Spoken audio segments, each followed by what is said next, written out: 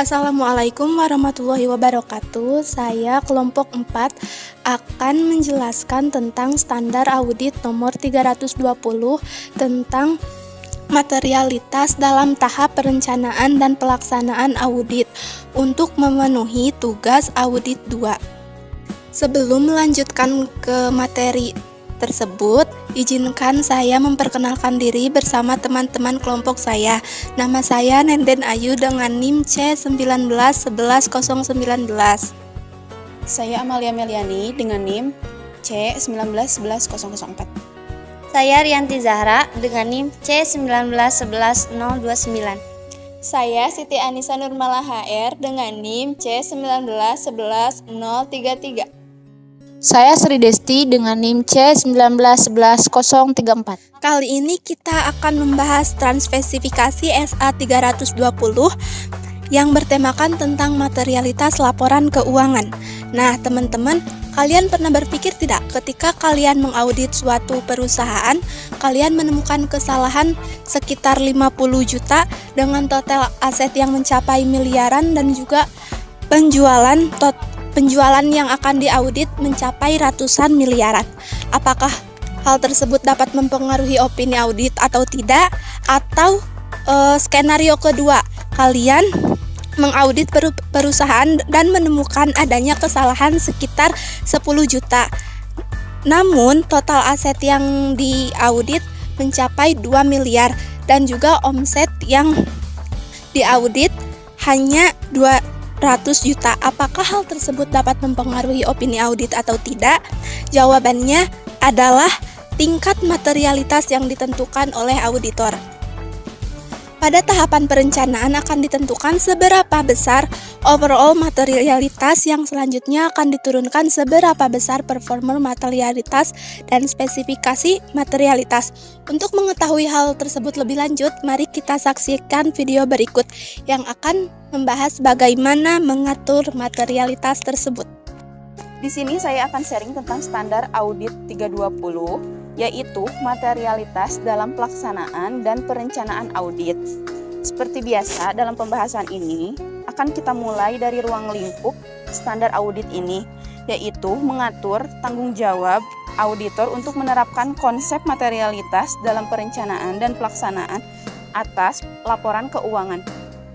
Nah, selanjutnya poin ketiga ada tujuan dari materialitas itu sendiri. Ini merupakan salah satu strategi auditor untuk memusatkan perhatian pada materi yang lebih penting dalam laporan keuangan saat menentukan strategi audit. Selanjutnya, yang menjadi penentuan dasar materialitas di awal itu ada dua ketentuan. Yang pertama, ada basis atas kondisi keuangan dari kinerja klien, dan yang kedua ada presentasi dari basis yang dipilih. Basis yang dipilih bisa dari laba rugi sebelum pajak, pendapatan, dan total aset. Selanjutnya, kita akan membahas penentuan materiality bisa dibantu dengan Excel dan aplikasi yang disediakan P2PK yaitu Atlas. Selanjutnya kita akan membahas materialitas itu sendiri. Materialitas terbagi menjadi 1. Overall materiality, yang kedua materiality, yang ketiga specific materiality, yang keempat specific performance materiality, yang kelima clearly trivial. Overall materiality atau bisa disebut materialitas untuk laporan keuangan secara keseluruhan.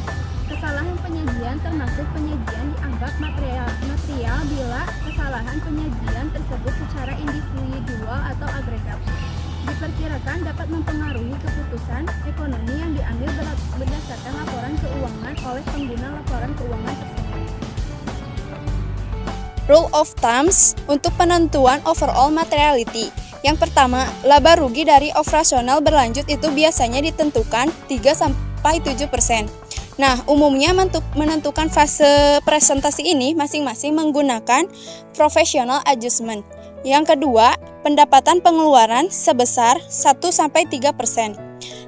Yang ketiga bisa menggunakan aset 1% sampai 3%. Yang keempat, ekuitas diambil nilai 1-3% juga. Performance materiality. Materialitas pelaksanaan merupakan level materialitas yang memperhitungkan risiko kesalahan secara gabungan di level akun laporan keuangan. Yang kedua, menentukan materialitas pelaksanaan memerlukan timbangan profesional. Yang ketiga, materialitas pelaksanaan dipakai untuk menentukan akun yang dipilih di dalam audit. Selanjutnya, untuk menentukan performance materiality bisa juga menggunakan rule of thumbs. Yang pertama, 60% dari materialitas keseluruhan atau materialitas spesifik apabila risiko kesalahan penyajian lebih tinggi. Yang kedua, 85% dari materialitas keseluruhan atau materialitas spesifik apabila risiko kesalahan penyajian lebih rendah. Umumnya, tingkat materialitas ini merupakan professional adjustment. Yang ketiga, spesifik materialitas. Apabila terdapat akun laporan keuangan atau pengungkapan dengan batasan materialitas lebih rendah dari materialitas laporan keuangan secara keseluruhan, maka harus ditetapkan tingkat materialitas spesifikasinya. Yang keempat, specific performance materiality. Materialitas pelaksanaan spesifik juga ditentukan dengan pedoman yang sama dengan materialitas pelaksanaan. Tingkat materialitas ini ditentukan untuk mengurangi resiko sampai di level yang rendah, di mana resiko gabungan kesalahan tidak melebihi materialitas spesifik untuk akun atau pengungkapan tertentu. Yang kelima, clearly trivial. Clearly trivial diartikan sebagai nilai yang kesalahannya tidak perlu dijumlahkan. Hal-hal yang sangat kecil mempengaruhi terhadap laporan keuangan, bahkan bila dijumlahkan. Yang ketiga, pada umumnya nilai ini sebesar 0-5% dari materialitas.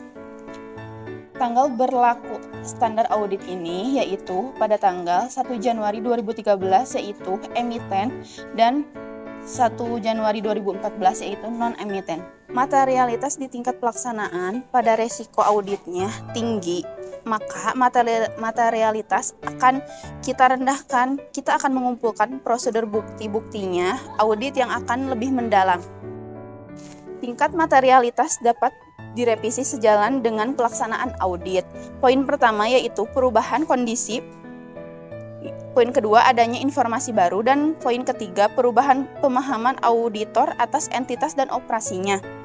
Jika materialitas direvisi, pertimbangan apakah perlu dilakukan penyesuaian sifat, prosedur lebih lanjut. Sekian sharing singkat mengenai standar audit 320 yang membahas tentang materialitas pada audit laporan keuangan. Mohon maaf apabila banyak kesalahan dari video kami.